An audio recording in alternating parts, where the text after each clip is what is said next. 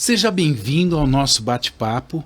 Hoje eu tenho aqui o privilégio de estar conversando com o Dr. Marcelo Couto Dias, que, na minha opinião, é um dos maiores especialistas do tema de família no Brasil atualmente. Eu sou suspeito porque eu sou fã de todo o trabalho que o Marcelo desenvolve, porque principalmente é pautado no testemunho de vida. Então, Dr. Marcelo, por favor, gostaria que o senhor se apresentasse para o pessoal aqui sobre o tema e falar um pouco do senhor mesmo, né, da sua formação acadêmica, né, e como o senhor despertou para esse chamado de se aprofundar no tema família. Então, obrigado, Douglas. Meu nome é Marcelo, como ele já falou, sou casado há 12 anos, tenho 6 filhos, fiz o curso de a licenciatura em Ciências Sociais na Universidade Federal da Bahia.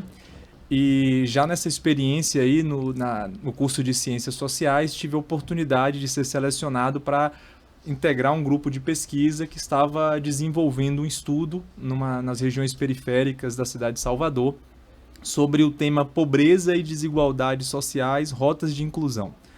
E o que eu descobri ali naquele estudo, entrevistas com jovens que moravam em regiões periféricas, ali no meu caso em específico, entrevistando jovens que viviam no subúrbio ferroviário de Salvador, foi entender o quanto que a família pode ser um fator decisivo para o desenvolvimento integral dessas gerações, dessas novas gerações, desses jovens. O quanto fazia diferença isso que na academia a gente chama de capital social. Então, eu fiz esse estudo, isso foi em 2007, então ali eu intuí uma série de coisas, como que a vida familiar, a vida comunitária constitui um recurso potencial para a superação dessas situações de vulnerabilidade, né? Então, esse era o objetivo do estudo, era identificar rotas de inclusão, de superação da pobreza. E o que a gente verificou ali foi que a família, a comunidade, as realidades associativas têm um papel fundamental. Então, eu comecei ali, do ponto de vista acadêmico, entendi um pouco o que significava o capital social familiar, e eu continuei naquele tema. Daí eu fiz um mestrado, uma análise sobre política familiar, depois também o doutorado também na mesma perspectiva e continuei a vida acadêmica ali, assim, a princípio na pesquisa. Nesse tempo eu já era professor de sociologia no ensino médio, em 4 colégios de Salvador, e comecei então também, junto com a pesquisa que eu desenvolvia na universidade, também a lecionar. Depois fui dedicando mais tempo à universidade do que ao colégio, onde eu me manti também até o final. E em 2019 recebi o convite para trabalhar na recém-criada Secretaria Nacional da Família. E aí, Douglas, que a gente começa essa história que a gente se encontrou aí, né, que as nossas histórias aí se entrecruzaram aí. Então, por conta dessa experiência que eu tinha feito já acadêmica e etc., de estudos sobre a temática da família, a relação da família com a política pública, então eu fui convidado em 2019 para trabalhar na Secretaria Nacional da Família, né, do que integra o Ministério da Mulher, da Família e dos Direitos Humanos, que tem essa tarefa de favorecer, de colaborar na articulação dos temas, das ações governamentais voltadas para a família. Porque a gente sabe que uma série de políticas, uma série de iniciativas do poder público tem a família como beneficiário, né? Então o objetivo, a tarefa da Secretaria Nacional da Família ali é auxiliar nessa articulação dos temas, das políticas, das iniciativas com foco na família, em vista da qualificação do impacto sobre os vínculos familiares, ou seja, para que as políticas públicas, as ações governamentais impactem sobre as famílias no sentido do fortalecimento dos seus vínculos e não da fragilização dos seus vínculos, porque às vezes para solucionar um problema se cria outro, né?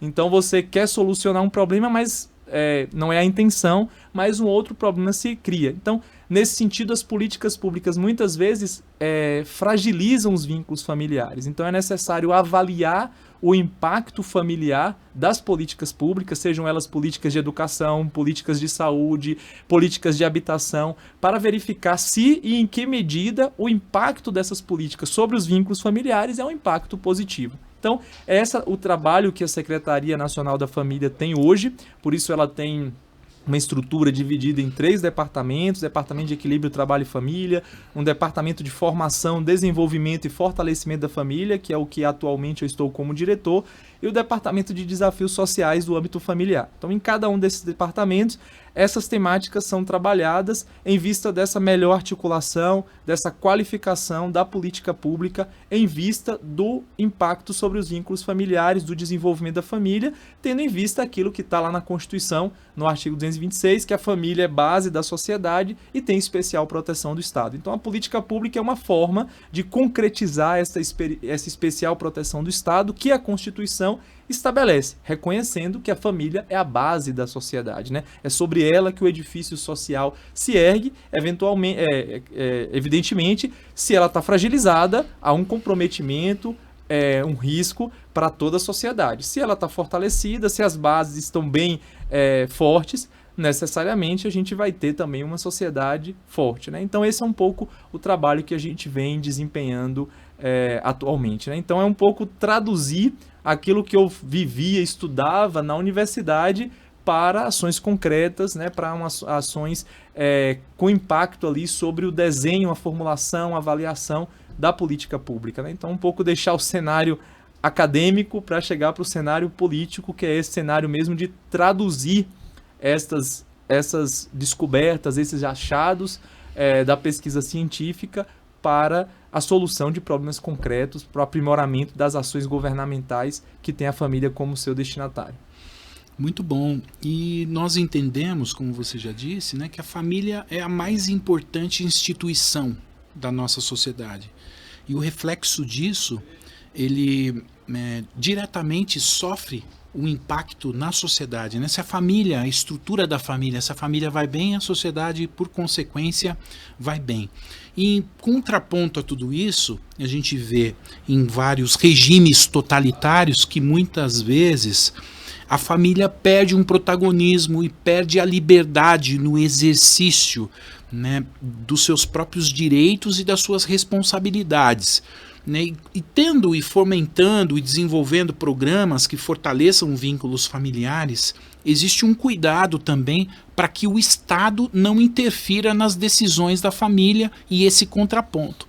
Eu sei que você está à frente de vários programas, né, e formação e qualificação. Gostaria que você falasse um pouco a respeito, né, desse limiar, né, de o quanto nós precisamos incentivar, ter políticas públicas e até que ponto o Estado ele interfere diretamente nas situações de fragilidade das famílias e também trocar em miúdos o que é fortalecimento de vínculos familiares.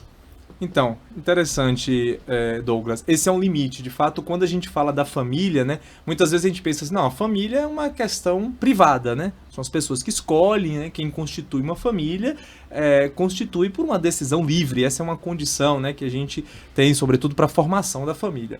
Então, a família é uma questão privada e a gente pensa, não, então por que o Estado deveria se envolver com isso, né? Nessa separação que a gente tem entre público e privado, a família estaria no campo das relações privadas, né? A questão é a seguinte, que a família é o elo entre público e privado, né? Por quê? Porque as decisões que os indivíduos tomam no âmbito da família, elas têm repercussões públicas, né? Elas têm repercussões para a vida em sociedade, né? Então, se a gente pensar, por exemplo, o cuidado que um pai tem com o seu filho, né?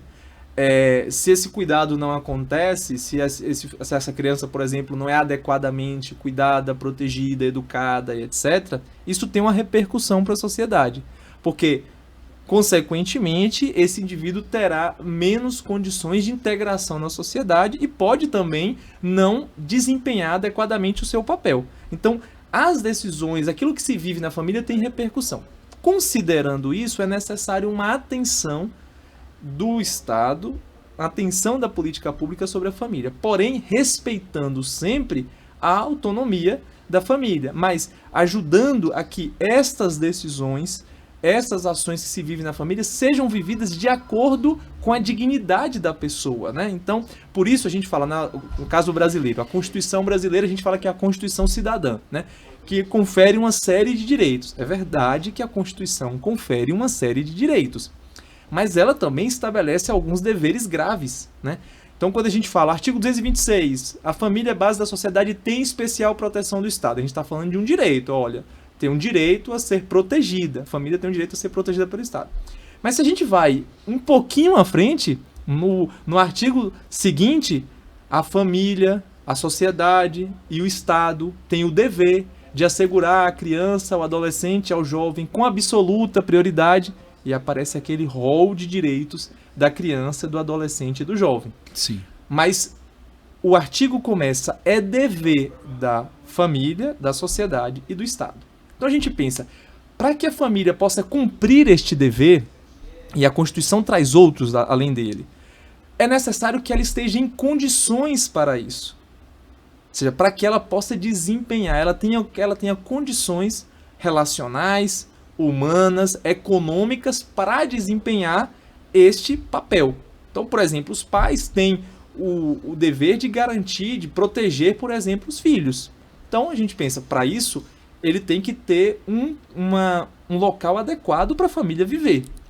Então, se a família não tem esse espaço adequado, ela precisa do apoio, do suporte, do auxílio da sociedade e do Estado para que isso aconteça. Então, se a gente pensar, por exemplo, a política habitacional, ela é uma forma de concretizar a especial proteção do Estado à família, é o quê? É garantir que aquelas famílias que às vezes estão em assentamentos inadequados ou que suas casas estão construídas em locais que comprometem, né, e colocam em risco a vida daquelas pessoas, ela tem direito desse apoio. Para quê? Para ela desempenhar o papel, porque senão ela não vai garantir aquilo que ela precisa aos seus filhos. Então, não se trata de interferir, mas de criar condições para que a família desempenhe o seu papel. Então, se a gente vai, por exemplo, a gente falou do artigo 227. Quando a gente vai para o artigo 229, o que fala? Olha, os pais têm um dever, né, de educar, de proteger, de cuidar dos seus filhos. E os filhos têm o dever de amparar os seus pais na velhice, etc. Então, quando a gente pensa isso, olha, é necessário que a família esteja em condições para tal. Porque para educar um filho, para proteger um filho, tem uma série de condições que ela precisa ter. Então, por exemplo, os pais precisam ter acesso ao trabalho, né? Eles precisam trabalhar para garantir o sustento da sua família. Então, uma política que favorece o desenvolvimento do mercado de trabalho, criação de oportunidades, qualificação para o trabalho, etc., é uma forma de permitir que pais e mães de família possam cumprir o seu dever. Então, se você não está interferindo necessariamente na família, você está respeitando a família, mas você está dando à família condições para que ela possa responder às suas necessidades, cumprir com as suas responsabilidades, né? Então a gente falou, a família tem um dever também, a Constituição também coloca que a família tem um dever, né? O idoso tem um direito, né? O idoso tem um direito de ser cuidado na sua velhice prioritariamente na família. Então, se o idoso tem o direito de ser cuidado prioritariamente na família, quer dizer que a família tem o dever de cuidar dos seus idosos segundo as suas possibilidades. Então, quando a gente fala da política familiar, nós estamos falando de ações, de medidas que permitam às pessoas até mesmo de realizar os seus projetos com relação à família. Eu vou dar um exemplo, tem várias definições de políticas familiares. Mas uma definição que eu acho que é interessante, e até nesse contexto que o Brasil vive agora, o Brasil está, né, nesse caminho para entrar na OCDE, a OCDE dá uma definição de política familiar. Eles dizem o quê? Políticas familiares são definidas como aquelas políticas que aumentam os recursos das famílias com filhos dependentes. Olha que interessante isso. Políticas familiares são aquelas políticas que aumentam os recursos das famílias com filhos dependentes. Quando a gente fala de recursos, nós não estamos falando só de recursos materiais, também recursos materiais. Então, por exemplo, se uma família tem crianças, tem filhos que dependem daquela família, ela precisa de ter recursos de várias ordens para responder esta demanda dessa criança, né? recursos materiais, a primeira coisa é essa. Então, por exemplo, se uma família não tem uma condição dessa, você tem uma política de transferência de renda que auxilia, que responde demanda de famílias específicas que, por alguma razão, por uma situação econômica, etc., como a gente viu agora com a pandemia, né, impossibilidades de trabalhar e etc., não ter os recursos necessários para cuidar dos seus filhos, especialmente quando esses filhos são filhos dependentes, ou seja, quando eles não têm condições de buscar o seu próprio sustento. Mas não são só recursos materiais, também são recursos humanos, que para cuidar de uma criança, eu preciso ter recursos do ponto de vista relacionais, porque não é só recursos materiais, recursos humanos, saber educar um filho, saber interagir com ele, saber dialogar, estimulá-lo adequadamente. Então, por exemplo, quando você faz uma política para a primeira infância, como por exemplo um programa Criança Feliz, que os visitadores vão nas casas e ajudam os pais a lidar melhor com o seu filho, a estimulá-lo adequadamente, a estabelecer uma mínima rotina de atividades para ele, garantir uma alimentação, não expô-los precocemente, excessivamente a telas, etc. E tal. O que você está fazendo? Você está aumentando os recursos das famílias com filhos dependentes. Agora eu sei que é importante eu conversar com o meu filho, eu sei que é importante eu dedicar um tempo a ele, ajudá-lo a desenvolver algumas capacidades que são próprias da etapa do desenvolvimento que ele está vivendo. Tá claro? Ou seja, então você aumenta os recursos materiais, pode ser, por exemplo, a casa para uma família que precisa, pode ser melhorar aquela condição habitacional, né? Às vezes a pessoa tem a casa, mas ela não está em condição adequada para receber os seus membros, porque às vezes tem um membro com a necessidade, então pode ser isso, mas também recursos relacionais, humanos, conhecimentos que podem ser isso. Então, quando a gente fala, por exemplo, da educação parental, né? Do desenvolvimento de habilidades parentais, que é um campo que a Secretaria Nacional da Família tem trabalhado, né? Ou seja, ajudar os pais a estabelecer uma comunicação mais eficaz com os filhos, né? A incentivá-los a elaborar e apoiá-los na realização de um projeto de vida. Tudo isso são recursos relacionais, recursos humanos, cognitivos, que facilitam o desenvolvimento integral dessas crianças e destes adolescentes. Entendeu? Então, você não está interferindo, você está colocando à disposição dessa família esses recursos. E aí, o que você faz aqui? Você favorece o desenvolvimento das crianças. Então, é uma forma de realizar, de responder uma demanda do Estado, uma responsabilidade do Estado, que, por exemplo, o Estado brasileiro, como a gente está hoje, ele tem uma responsabilidade para com a garantia dos direitos da criança e do adolescente, né? Como está no artigo 227, como está no Estatuto da Criança e do Adolescente. Quando eu aumento os recursos da família, eu estou ajudando a garantir que essa criança vai ter condições para o seu desenvolvimento pleno, para o seu desenvolvimento integral. Então, não diretamente, não é o Estado que oferece o recurso às crianças, porque ele nem tem condição disso, de cuidar das crianças, de estimular o seu desenvolvimento. Mas quando ele coloca a família em condições mais favoráveis, mais adequadas para isso, ele está indiretamente garantindo o direito. Isso é dentro da lógica do que a gente chama da subsidiariedade, né? Então, é assim que a gente vê a necessidade de fazer política familiar. Então, e permitir que as pessoas possam realizar os seus projetos de família. Porque isso é uma coisa importante. Hoje, o que a gente tem? A maioria das pessoas, das famílias, dos casais, não tem os filhos que gostariam de ter. Por quê? Por limitações, por dificuldades que são do próprio contexto social, econômico e político em que vivem. Então, por exemplo, a instabilidade no mercado de trabalho, a ausência de trabalho, impede que muitas famílias possam realizar aquele projeto. Poxa, eu gostaria de ter mais um filho, gostaria de ter o terceiro filho, ou o segundo filho, ou ter um filho, mas não posso. Por quê? Porque não tenho condições de trabalho, porque na cidade onde eu vivo não tem oportunidades, o mercado está muito instável, não tem... Então, isso faz com que as pessoas não tenham condição de realizar o seu projeto. Então, quando a gente fala da política familiar, a gente fala de permitir, não de impor, que as pessoas constituam famílias, porque isso seria a imposição do Estado. Então, não seria nem impor, como aí são políticas que você falou dos estados totalitários, né? Você pensa, por exemplo, a China, proibir ter filho, né? Então só pode ter um filho, a proibição do segundo filho, a proibição do terceiro. Esta é uma política familiar, mas é uma política familiar que viola a autonomia das famílias.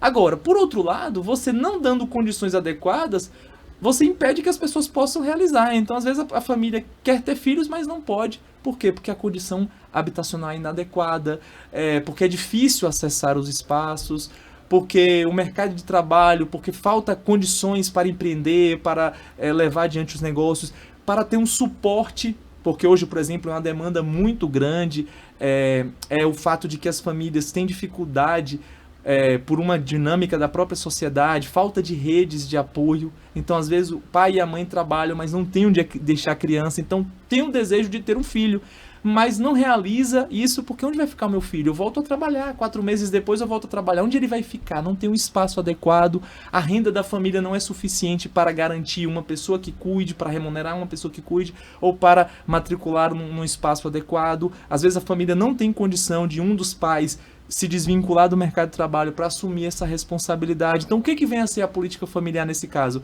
Garantir que as pessoas possam realizar o seu projeto. Como? Garantindo que as pessoas tenham acesso a condições, a espaços adequados para que os filhos possam ficar enquanto os pais trabalham, por exemplo, né? Uma política de creches, por exemplo. Então, ou seja, são formas que permitem às pessoas que, dentro da sua própria liberdade, realizem o projeto de família que elas tenham. Agora, qual é o desafio que a gente tem hoje? Então, esse é o primeiro ponto, né? Então, assim, aumentar os recursos das famílias com os filhos. Depois a própria OCDE vai falar, removam os obstáculos para ter filhos, como eu já te dei exemplo aqui. Então tem muito obstáculo, às vezes a pessoa quer ter filho, e é importante para a sociedade que os filhos existam, né? Porque é o futuro da sociedade. Mas tem obstáculos, tem grandes obstáculos, como esse. Onde é que meu filho vai ficar? Eu tenho que trabalhar, eu trabalho longe do meu... Eu moro longe do meu trabalho, então eu fico muito tempo fora de casa, né? Então essa é uma condição, remover estes obstáculos. Permitir favorecer uma conciliação entre os compromissos profissionais e os familiares. A gente pode depois desenvolver mais esse tema. E promover a igualdade de oportunidades no mercado de trabalho. Ou seja, para quê? Para que pais e mães tenham condições de ocupar o mercado de trabalho. E aqui tem um tema muito importante para a gente discutir, que o Brasil, as nações de um modo geral, precisam avançar muito. A gente fala muito da desigualdade salarial entre homens e mulheres. Mas, na realidade, essa desigualdade não é entre homens e mulheres. É, sobretudo, entre mães e pais. Não é a condição, não é o sexo da pessoa que é o ponto dessa desigualdade. Muitas vezes é a condição materna. É o fato de que ela tem uma responsabilidade de cuidado que torna pouco interessante para uma empresa contratar, porque ela pode ter que se ausentar 4 meses do trabalho, né? Ela pode ter que se ausentar periodicamente por conta de uma situação de saúde. Então, isso e essa diferença, né? Então, por exemplo, o homem nasceu o filho, 4 dias, 5 dias depois ele volta ao trabalho. A mulher, o filho nasceu, ela volta 4 meses depois, ou 6 meses depois, se for empresa cidadã, servidor público, etc, né?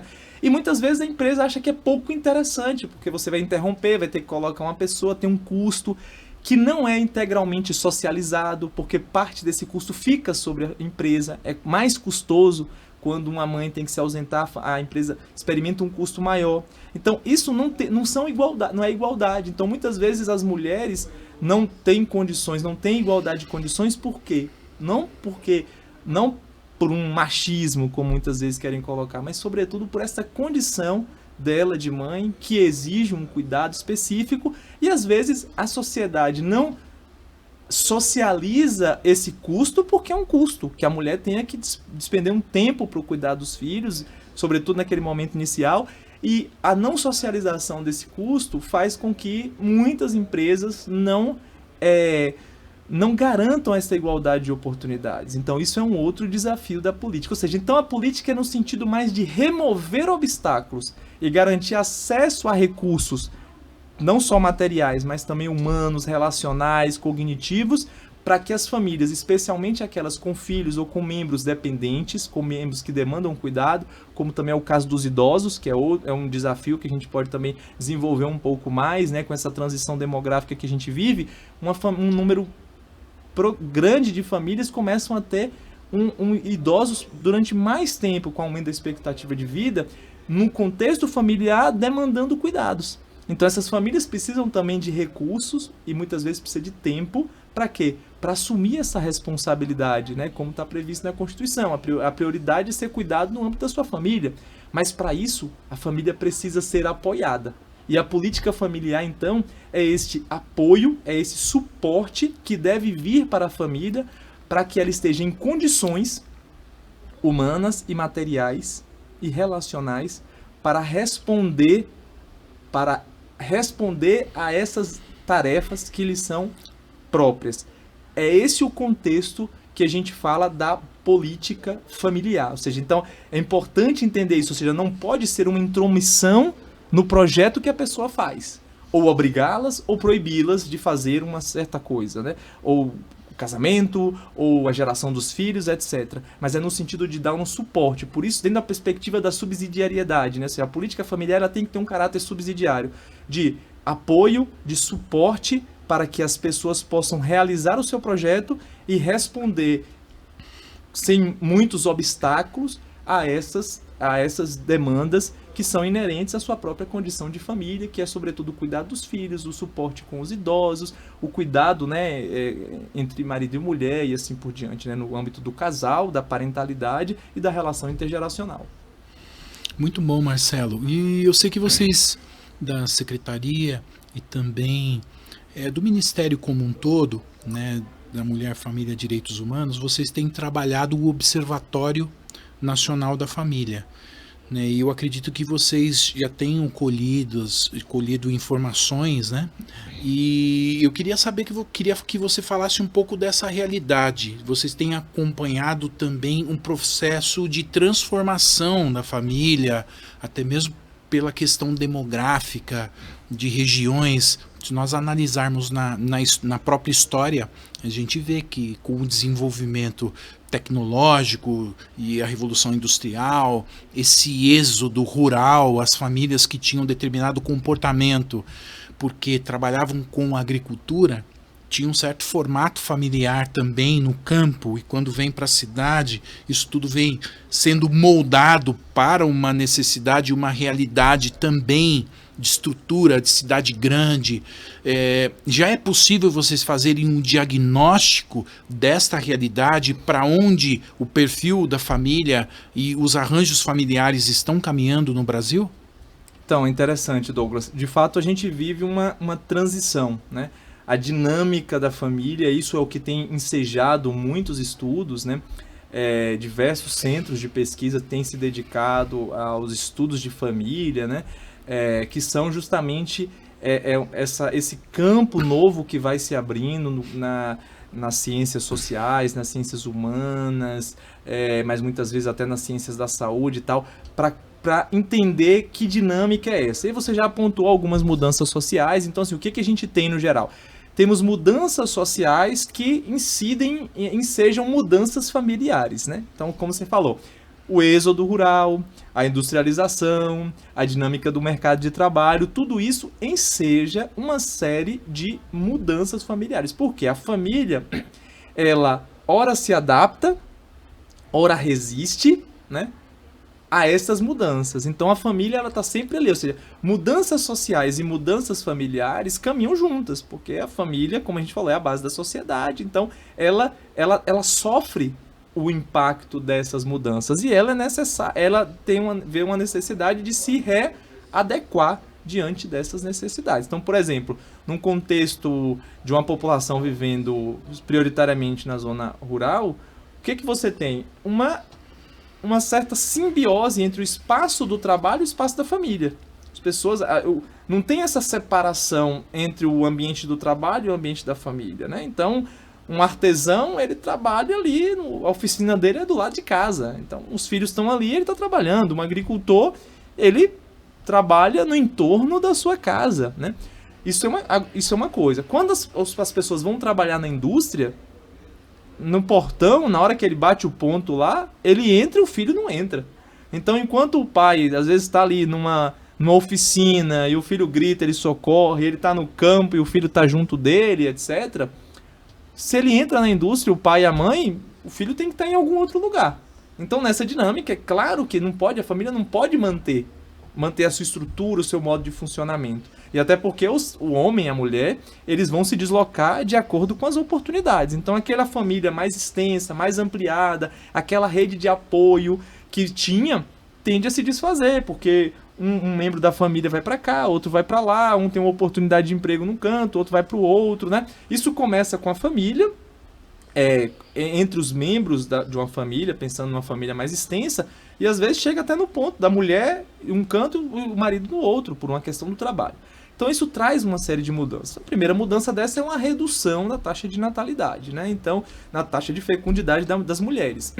Então o Brasil, essa é uma primeira dinâmica que a gente tem hoje muito forte, né? Então a gente está vivendo um processo que é simultaneamente um processo de diminuição progressiva, em certo sentido até drástica, do número de filhos, né? A taxa de fecundidade da mulher, ou seja, o número de filhos que a mulher tem ali na sua idade produtiva, e consequentemente uma melhora nas condições de saúde, que faz com que essas crianças vivam, né? Que é assim, diminui a mortalidade infantil, então a expectativa de que ela viva um bom período é grande.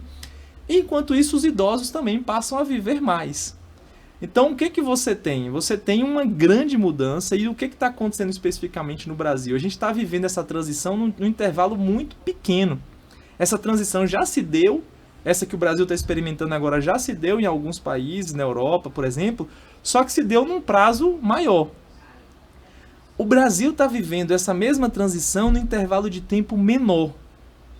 A gente está passando de famílias com a taxa de fecundidade grande, 4, 5, 6 filhos por mulher, para hoje a gente está em menos de 2 filhos por mulher, então o número necessário para manter a população é 2,1. Então, ou seja, para que a gente mantenha a população, a taxa de fecundidade tem que ser 2,1. A gente já está abaixo de 2. E tem variações no Brasil, tem alguns lugares que está um pouco acima de 2, tem alguns lugares que já está bem abaixo de 2. Então, claro, o Brasil é um país continental, mas na média a gente está abaixo de 2. O que isso significa? Que a população vai envelhecer, que o número de crianças em relação ao número de idosos vai diminuindo. Então, o que era uma pirâmide, né, na demografia, vai se tornando uma coisa meio sem forma ali, né? Às vezes vai ficando quase um retângulo, o negócio vai perdendo a forma.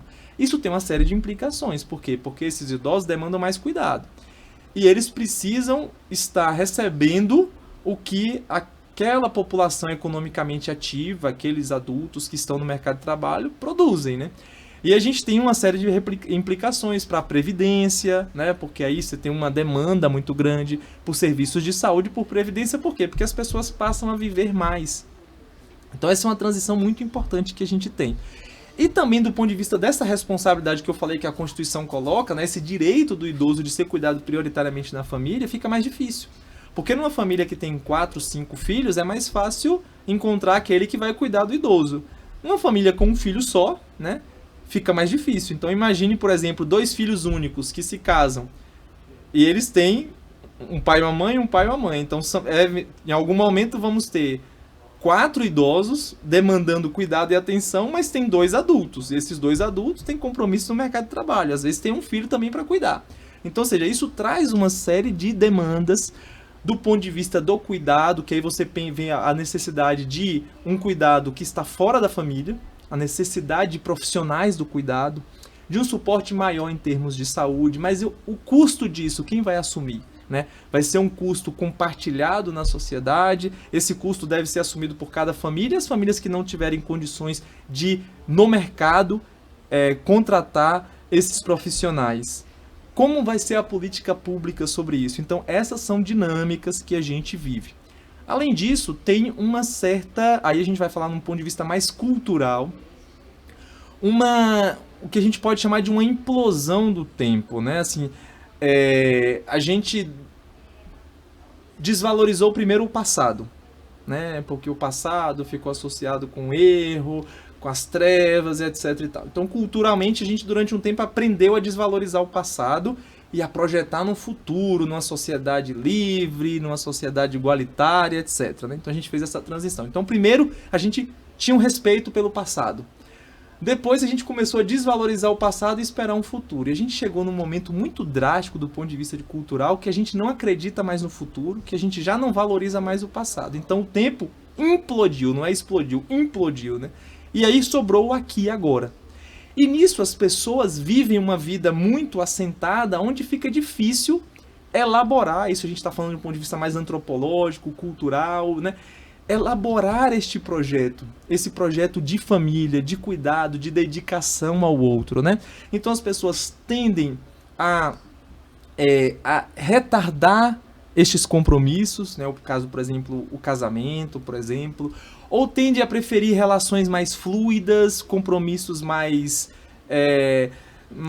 superficiais, temporários, transitórios, né? Então, aquilo que na sociologia chamou de uma sociedade, de um amor líquido, né? Então, a coisa que você pode substituir, trocar. Sem então, compromisso. Poucos compromissos. Então, essa é uma dinâmica também, sobretudo os nossos jovens, eles vivem isso. Então, é interessante porque ao mesmo tempo que o desejo de família continua vivo no coração das novas gerações, ao mesmo tempo eles estão inseguros, incertos sobre a possibilidade de ser bem-sucedido nessa tarefa, entendeu? Então, assim, é como se você tivesse uma meta, mas você não sabe o caminho, né? Tem uma frase do Franz Kafka que ele fala assim: existe a meta, mas não existe o caminho. Então, muitos jovens, diante do desafio da família, vivem essa experiência de identificar uma meta, de querer viver a vida, a doação, o amor, etc., mas ao mesmo tempo uma insegurança, uma incerteza de um compromisso que é um compromisso da vida, né? Porque gerar um filho, por exemplo, as pessoas têm esse desejo, o desejo está vivo, mas ao mesmo tempo entendem que é um compromisso, uma responsabilidade que se assume para a vida toda, né? Então, esse contexto cultural, ele é desfavorável. Então, a gente pode falar, essa mudança, essa urbanização, essa dinâmica do mercado de trabalho, que é uma dinâmica também muito incerta, muito temporária. Antigamente as pessoas tinham um emprego, né, começavam um trabalho e ali muitas delas se aposentavam ali. Então você tem um nível de estabilidade. Hoje você tem uma certa uma insegurança, né? Hoje é a sociedade do portfólio, né? Você apresenta ali, ó, você fazer isso, aí uma hora você está fazendo aqui, outra hora você está fazendo ali, uma hora não tem mais trabalho aqui, você tem que ir em outro lugar.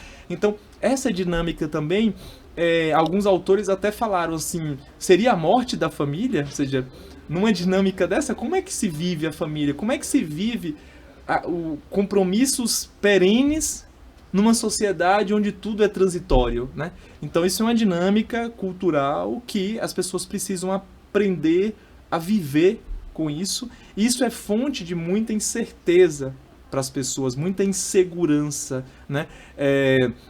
Isso compromete, impacta sobre a vida da família. Então, essa é uma dinâmica cultural que incide sobre o modo como as pessoas vivem o desafio da família, né? Muito legal. Marcelo, eu tenho acompanhado alguns números e índices a respeito da educação aqui na minha região.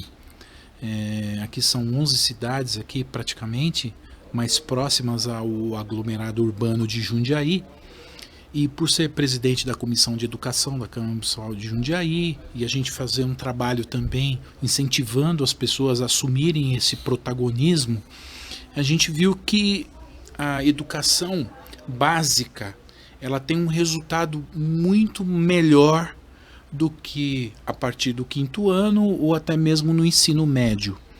E isso se dá, eu acredito, e você vai poder me confirmar, porque existe uma participação maior da família. E isso faz com que o resultado e o desempenho também dos alunos seja bem melhor. E isso realmente se confirma também no cenário nacional, porque eu vejo que muitas vezes os pais delegam essa função da educação com exclusividade para o professor, com exclusividade para a escola, abrindo mão de algo que é essencial até mesmo para o desenvolvimento integral do filho, do ser humano, terceirizando isso tudo porque ele acha que apenas o profissional estará capacitado para desenvolver e desempenhar aquela função. Eu sei que vocês desempenham, existe o programa Família na Escola. Esses dados que eu apresento aqui da nossa região do aglomerado urbano de Jundiaí também se reflete no Brasil, onde existe a participação da família, o desempenho do aluno ele é muito melhor, né? Existe esse desejo, e esse programa também tem esse objetivo de aproximar os pais desta responsabilidade de acompanhar na educação dos filhos na escola? Então, de fato, esse dado, Douglas, ele se confirma, né? Então, por uma série de razões, né? E aí, de fato, tem um ditado que dizem que é um ditado africano, né? Às vezes as pessoas, quando não sabem de onde vem dizer, diz que é chinês ou africano, né? Mas falam que para educar uma criança é preciso uma aldeia inteira, né? Então, inclusive, o Papa Francisco faz essa citação em um dos 7 compromissos do Pacto Educativo Global. Ele fala que para educar é necessário uma aldeia inteira. Isso. Então, dizem que é um ditado africano e tal. E é interessante isso, porque o desafio educativo é um desafio muito grande, né? Então, a nossa Constituição ela é bem interessante quando fala da educação, artigo 205, ela fala assim: a educação é um direito de todos, é um dever do Estado e da família e deve ser prestado em colaboração com a sociedade. Então, ela bota todo mundo no bolo, né?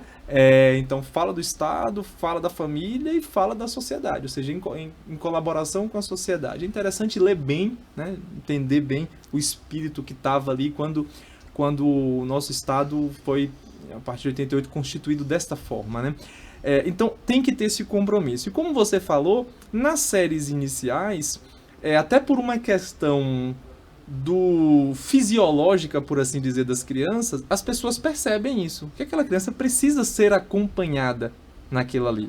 Então, a tendência é que as pessoas se envolvam mais, que a família, que os pais, que os vizinhos, que a comunidade, que a igreja, que a escola, que se cerque mais a criança.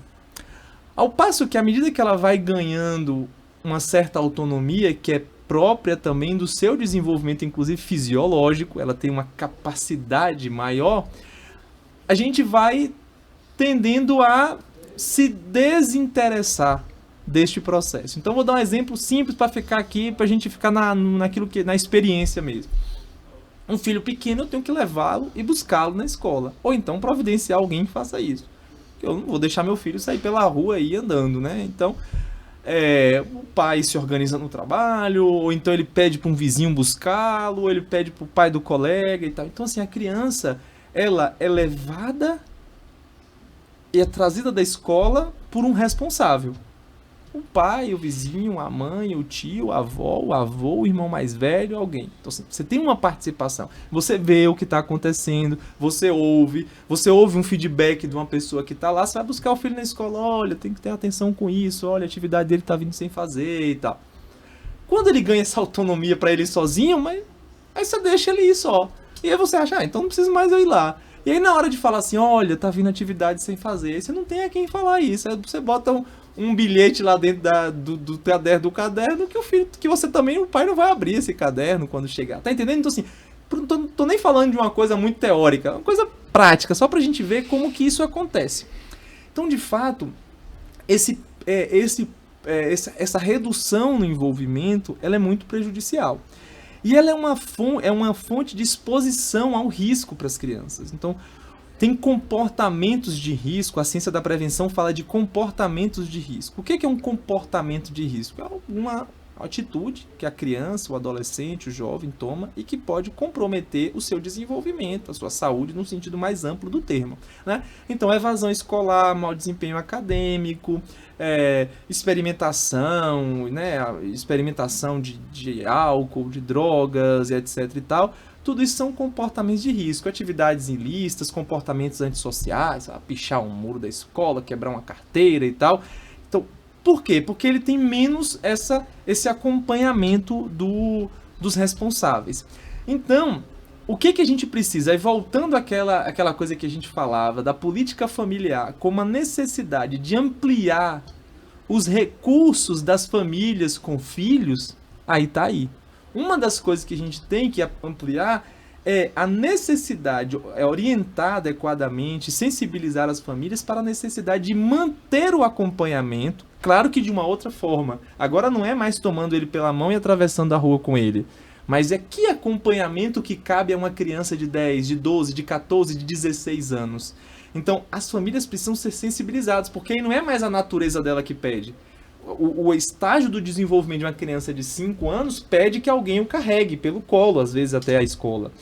Uma criança de 15 anos não tem essa necessidade, mas aí é mais difícil. Mas qual acompanhamento eu preciso dar para ele? Então, a política familiar vem no sentido de também ajudar os pais, e aí é aumentar os recursos humanos, cognitivos, que é o que a gente chama de habilidades parentais. Então, que habilidade um pai tem que ter com um filho de 15 anos? Então, ele tem que ter uma habilidade de comunicação, por exemplo, porque sentar com o filho e pegar na mão e fazer atividade é uma coisa, mas um outro filho que com 15 anos você tem que ajudar ele a fazer as atividades escolares, você não vai pegar na mão dele para fazer atividade. Você precisa de outro tipo de habilidade. Então desenvolve o que a gente chama de educação parental, de desenvolvimento de habilidades parentais, que o programa Família na Escola aborda, e também o Famílias Fortes, que é um outro programa de prevenção de comportamentos de risco que a gente implementa, uma metodologia para trabalho com famílias. O Famílias Fortes, na faixa etária de 10 a 14 anos, eles estão focados nisso, na melhoria do vínculo familiar, no desenvolvimento das habilidades parentais. E qual é a repercussão disso? Um maior engajamento nas atividades escolares dos filhos, uma maior sensibilidade para com o projeto de vida, com as metas e sonhos do filho, ajudar os filhos a realizar suas metas e sonhos, orientá-los adequadamente, né? Se comunicar de forma eficaz, não violenta e assim por diante. Então, tudo isso aí é interessante.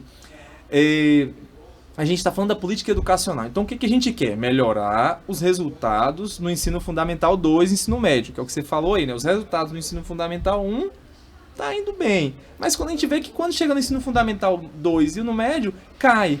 Como é que eu resolvo isso? Não é mais escola, não é mais, sei lá, livro didático. O que está faltando não é isso. O que está faltando muitas vezes é esta aldeia para educar, que a família tem que participar. Então, desenvolver habilidades parentais é uma forma de atuar nisso. Então, a participação maior da família na escola implica no melhor desempenho das crianças, né? Então, ou seja, isso é a importância da política familiar. Então, a política familiar seria isso. E aqui a gente tem que entender que, evidentemente, quando você tem mais pessoas interessadas naquilo, a chance daquilo dar mais certo é melhor.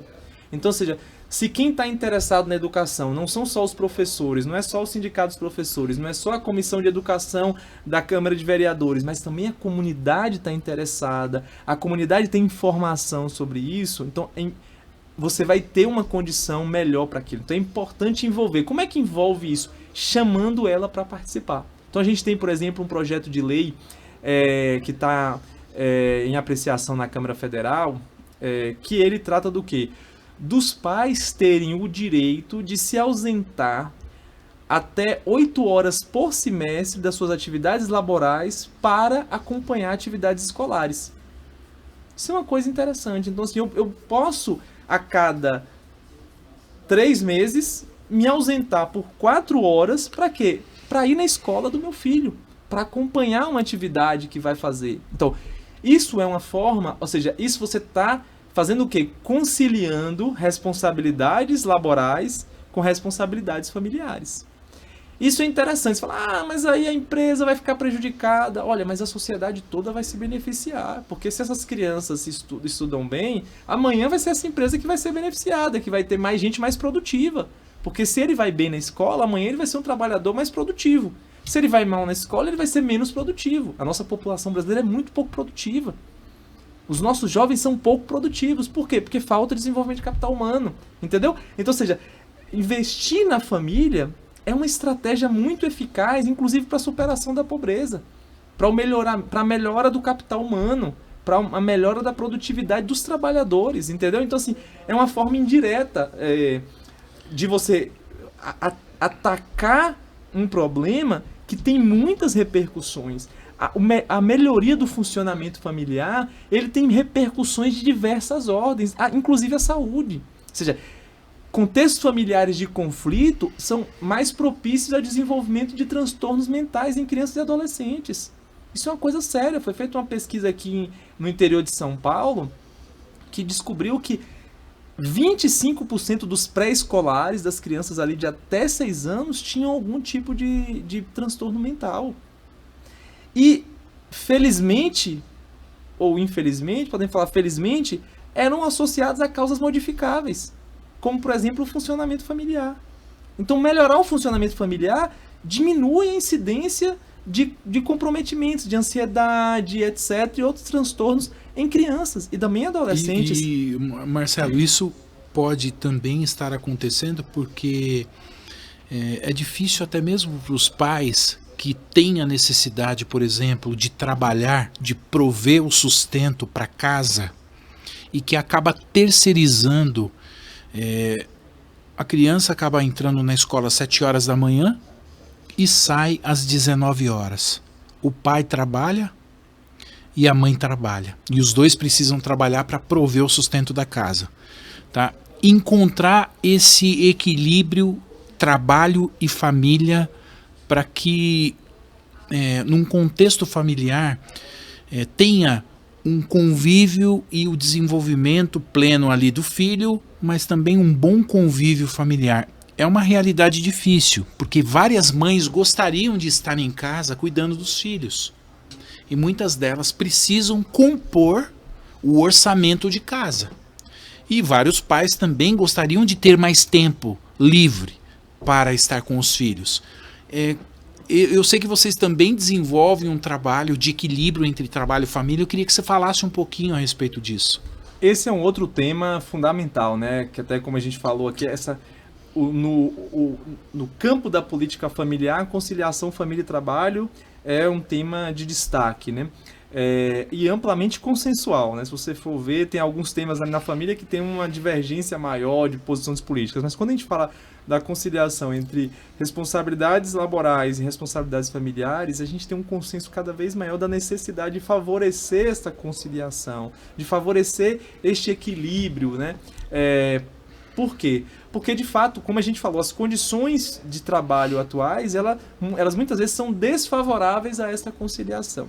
Se a gente entende que isso é um elemento fundamental, é necessário um empenho da sociedade como um todo nisso. E aqui é interessante, porque a questão do equilíbrio trabalho e família não é uma questão exclusiva do Estado, não é uma questão exclusiva da empresa e não é uma questão exclusiva do trabalhador. Exige uma coordenação. Porque, por exemplo, o Estado pode baixar uma regra que fala, olha, se tiver filho vai trabalhar só meio turno, vai ganhar o mesmo salário. Vamos supor, hipoteticamente. Mas essa pessoa pode usar esse tempo livre para conseguir um segundo trabalho e trabalhar mais tempo e ter uma renda maior. Ou seja, não necessariamente isso vai vir se não tiver dele também uma sensibilidade para com essa questão. Da mesma forma, a empresa também pode fazer a mesma coisa. Mas aí tem que ver como é que fica em termos de legislação trabalhista, etc. E também o indivíduo pode ter esse desejo, mas ele pode ter um custo e um ônus muito alto para isso, né? Então, por exemplo, como você falou, muitas mães querem deixar o trabalho, mas assim, qual é o custo disso, né? Em termos até para a garantia do sustento da família, né? Então, é um tema que exige uma coordenação, primeiro uma sensibilização dos atores envolvidos, empresas e os trabalhadores, mas também pensar a dinâmica legal, assim, as questões legais que diz respeito à legislação trabalhista, né? Então, assim, é um tema, mas para quê? No sentido quê? De que as pessoas disponham de tempo e que esse tempo possa ser bem empregado no desenvolvimento, no cumprimento de responsabilidades familiares, ou seja, no cuidado com as crianças, no apoio a um membro da família que demanda mais cuidado, por exemplo, famílias que tenham pessoas com deficiências, que tenham idosos e etc e tal, né? Então, ou seja, que esse tempo seja administrado. Agora, isso também exige um olhar que, por isso que não basta ser uma coisa legal, não pode ser só questão de legislação trabalhista, que também tem que ter um compromisso das empresas, um compromisso dos trabalhadores. Por quê? Porque depende da condição familiar. Porque a demanda de conciliação trabalho e família de um casal adulto que tem filhos pequenos é uma. A demanda de conciliação família e trabalho de um casal que tem filhos adolescentes é outra. A demanda de um trabalhador que tem que dar um suporte aos seus pais idosos é outra. Então, é necessário que as ações, que as políticas que são focadas no desenvolvimento da família deixem espaço, abram espaço para quê? Para que o trabalho, a realidade familiar de cada indivíduo, de cada trabalhador, possa ser contemplada. Então, por exemplo, às vezes num caso, o que seria uma conciliação trabalho-família? Seria horários flexíveis para favorecer a convivência familiar. Então, por exemplo, um pai e uma mãe que trabalham por turnos. É necessário que eles tenham condições, por exemplo, de dispor de um tempo de folga em comum. Para quê? Para que aquilo possa favorecer um momento em família. Então a gente tem estudos hoje, por exemplo, que mostram quanto que o tempo passado em família é decisivo para o desenvolvimento das crianças. É importante ter tempo em família. Então, por exemplo, garantir que pais e mães trabalhadores, mesmo que trabalhando de turnos, etc., possam dispor de um tempo em que eles usufruam juntos, né, família, é uma coisa. Que eles possam se alternar em termos de horário, terem horários flexíveis para que cumpram a sua carga horária, mas com flexibilidade de horário, para quê? Para que eu possa buscar o meu filho na escola, para que eu possa levá-lo na creche, para que eu possa ficar com ele depois que ele fica da escola e alternar um tempo de trabalho. Ou seja, tudo isso demanda um tipo de sociedade, um tipo de organização do trabalho que reconheça o valor público da família e que não relegue a família a uma questão privada. Ou seja, nem socialize a família no sentido de dizer como a família deva viver e o que ela é, quais devem ser suas características, mas que também não relegue a família à invisibilidade daquilo que é privado e cada um faz do jeito que quer e a sociedade, o Estado só se interessa para aquilo se aquilo virar violência, como é muito comum, né? Então, ou seja, aquela coisa assim, não, isso aí é uma questão familiar. Não, que tenha esse valor para quê? Para reconhecer o valor público desse cuidado. E isso, o que a gente vê na prática? Que isso contribui para a produtividade.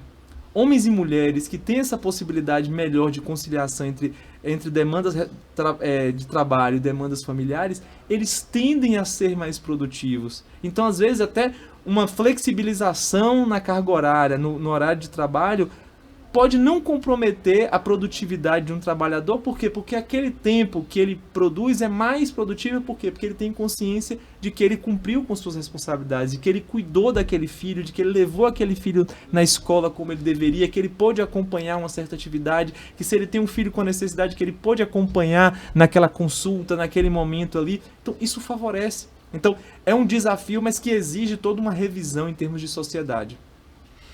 Muito bom, Marcelo. E eu sei que vocês desenvolvem um trabalho assim bem forte e focado para o fortalecimento da família no Brasil. Diante de todos esses anos que você está trabalhando, né? Você vê que nós alcançamos bastante avanços nesse sentido. E na sua visão e experiência, quais são as perspectivas? Você acha que nós estamos no caminho certo nesta relação onde o Estado subsidiariamente ele vem socorrer e também prestar esse auxílio para as famílias em situação de vulnerabilidade, tendo este olhar de fortalecimento da família e realmente colocando na prática aquilo que a Constituição nos garante? Quais são os desafios hoje para a pessoa? E se o trabalho que está sendo realizado, como que você avalia isso tudo e quais são as perspectivas para o futuro? Então, é interessante. De fato, eu noto que tem avanços, a gente tem feito avanços interessantes.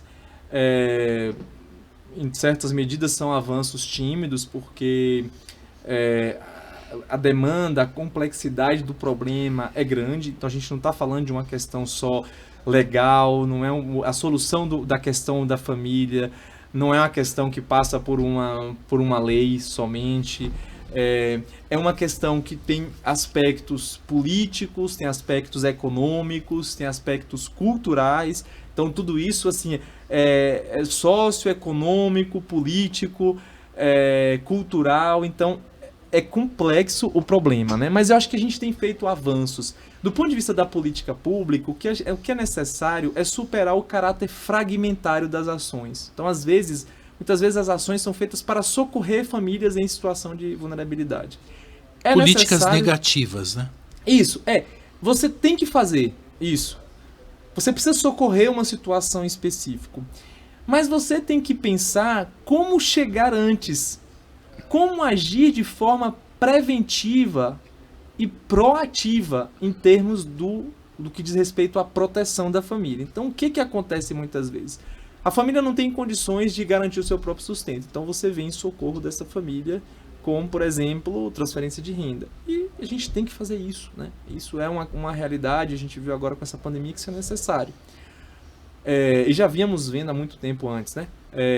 E muitas sociedades fazem isso. Mas o risco é que a gente reduza o campo da política familiar àquelas intervenções fragmentadas, voltadas para resolver problemas pontuais, como uma ausência de recurso aqui, entendeu? Ou seja, solucionar um problema de habitacional ali, sem ter esse horizonte mais amplo que compreende o desenvolvimento da família e a possibilidade de que homens e mulheres, adultos, possam realizar o seu projeto familiar. Então, eu acredito que a gente avança nesse sentido. Um outro campo que a gente está avançando é uma melhor coordenação entre essas políticas. Porque o que acontece? Os beneficiários são os mesmos.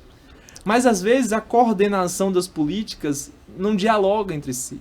Então, você tem política de saúde que atende a família, você tem política de assistência social que às vezes atende a mesma família, você tem uma política de educação que atende aquela mesma família. É um tema transversal. É um tema transversal. Mas o fluxo, a articulação dessas políticas ainda necessita de uma maior integração. Então, nesse campo, acho que a gente também tem feito avanços necessários de serem reconhecidos. Então, eu menciono um.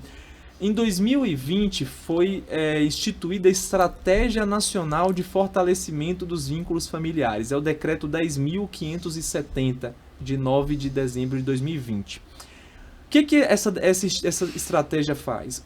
Ela prevê uma maior coordenação e integração entre as várias políticas, as ações coordenadas no âmbito de várias políticas, em vista da qualificação da atenção às famílias. Ou seja, qual é o objetivo? É qualificar a atenção às famílias no âmbito dessas políticas. Elas continuarão sendo política de habitação, política de assistência, política de saúde, política de educação e assim por diante. Mas favorecer uma maior coordenação entre essas políticas e um aperfeiçoamento, um aprimoramento baseado em evidências e melhores práticas quando for possível. Então, por exemplo, no âmbito da política de assistência social, você tem um trabalho social com famílias. O que a gente vê como possibilidade de aprimoramento? A difusão entre esses profissionais de metodologias eficazes e baseadas em evidências para o trabalho social com famílias de acordo com as necessidades. Como é que eu faço trabalho social com famílias que têm adolescentes? Que metodologias são mais adequadas, produzem mais resultado? O que eu preciso para trabalhar com famílias com crianças na primeira infância? Quais os conhecimentos, como que o profissional, seja ele profissional de educação, de saúde, de assistência, deve ser qualificado em vista de um trabalho mais eficaz, mais efetivo com essas famílias. Então, isso é uma coisa que a gente está fazendo, ou seja, mapear e difundir e compartilhar no âmbito dos estados e municípios metodologias para o trabalho social com famílias baseadas em evidências e focadas em problemas específicos, famílias com situação de vulnerabilidade, de exposição à violência, famílias com adolescentes, entendeu? Então, esse é um campo. Foi no âmbito da Estratégia Nacional de Fortalecimento de Vínculos Familiares, foi publicado o decreto, a resolução número 1 do comitê, que tem um comitê interministerial que está cuidando disso, e esse comitê instituiu um plano de ações para ser implementado ao longo desse ano de 2022, com ações concretas que visem essa melhor articulação e este aprimoramento no âmbito das políticas. Então, acho que a gente está avançando nesse campo. Agora, também tem demandas que são de ordem pessoal, social, porque a solução para os problemas da família, o encaminhamento para os desafios que as famílias vivem, como eu falei, não passa somente pela política. Tem aspectos que são culturais. Então, assim, uma cultura do provisório, uma cultura onde as coisas são fluidas, os compromissos são fluidos, ela não favorece a família. Ou então a família também entra nessa mesma fluidez. E isso favorece uma fragilização do vínculo. Então, também tem um aspecto cultural, tem um aspecto educativo e, sobretudo, a necessidade de que as famílias, que a sociedade tenha um olhar para a família, para ajudá-la a responder essas demandas graves que ela tem, que diz respeito à educação, suporte, cuidado com seus membros. Então, esse empenho da sociedade, aqui quando eu falo da sociedade, eu falo do terceiro setor, eu falo das empresas, né? Também o Estado. Então, quando a gente fala disso, a gente não está querendo tirar o Estado fora, né? Então, assim, mas não podemos achar que a solução do problema da família vem pelo Estado. Não é o Estado que resolve o problema da família. A proteção do Estado não é suficiente, por melhor que ela seja, para responder às demandas da família. Então, primeiro tem que ter uma responsabilidade da sociedade para com a família, né? Um compromisso, entendendo o valor que ela tem como fundamento, como base da sociedade, como diz a Constituição, como diz a Declaração Universal de Direitos Humanos, essa responsabilidade. Mas também as próprias famílias têm que ser convocadas, têm que ser chamadas para se envolverem, para participarem, para atuarem. Se pensar, por exemplo, o desafio da educação, é preciso chamar mais a família, é preciso envolver mais a família. E as famílias também, consciente da magnitude do seu desafio, precisam também se associar. É muito importante que as famílias se organizem, se associem. Para quê?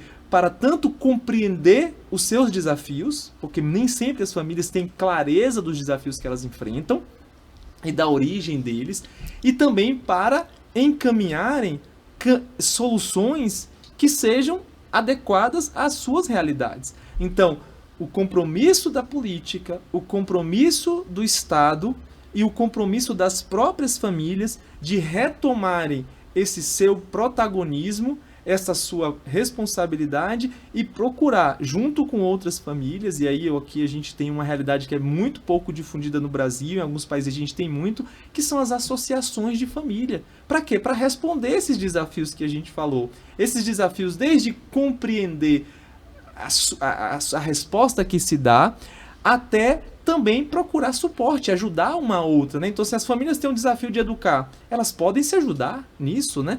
Tem um desafio de conciliar com o trabalho, as famílias podem se ajudar. As famílias podem se ajudar, por exemplo, famílias que têm idosos, podem se ajudar como que a gente cuida melhor dos idosos, né? Como que a gente se articula melhor, né? Até para garantir serviços adequados. Então, tudo isso eu acho que é um compromisso societário. Eu falo que a política familiar, ela não pode ser só política pública, naquele sentido mais estreito, que é pensar a política pública uma coisa que o Estado faz.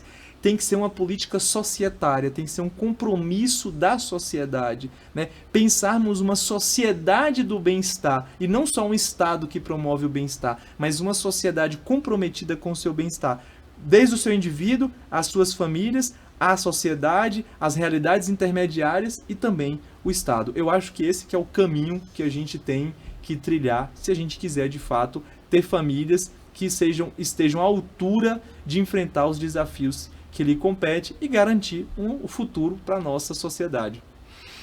Muito bom, Marcelo. E eu tenho visto também, acompanhado algumas ações da nossa secretária nacional da família, da doutora Ângela Gandra, e eu tenho visto que o Brasil também tem se destacado em relação a esses programas e sendo até mesmo referência internacional em políticas públicas e a forma que vocês estão trabalhando. Queria que você brevemente falasse um pouquinho também sobre isso. O Brasil hoje é uma referência em política pública familiar para o mundo, né? Então, isso é verdade. O Brasil tem levado para alguns fóruns internacionais, para alguns espaços de discussão internacional, estas preocupações, né? Então, o Brasil protagonizou, junto com outros países, uma parceria de países amigos da família. Foi também, o Brasil também tem um papel na formulação, um protagonismo na formulação de um consenso, o Consenso de Genebra, que traz à tona essa questão da vida, da família, da responsabilidade. Então, o Brasil tem levado essa temática, mostrado os esforços que têm sido feitos internamente e também convidado, convocado, envolvido outros países nessa tarefa, né? Então, a secretária nacional da família, a doutora Ângela Gandra, a ministra da Mulher, da Família e Direitos Humanos, né, a Damares Alves, elas têm levado, né, nesses fóruns internacionais essa preocupação e tem envolvido outros países também com essa, tem colocado no horizonte também de outros países, procurado as boas práticas, as boas experiências desses países. Então, por exemplo, no âmbito dos países amigos da família, tem já uma coleta, um compartilhamento de boas práticas, de políticas que são realizadas e implementadas nesses países, né? E também o envolvimento de outros que têm esse compromisso, têm esse interesse, têm essa consciência de que é necessário investir na família como base da sociedade. Marcelo, eu quero te agradecer.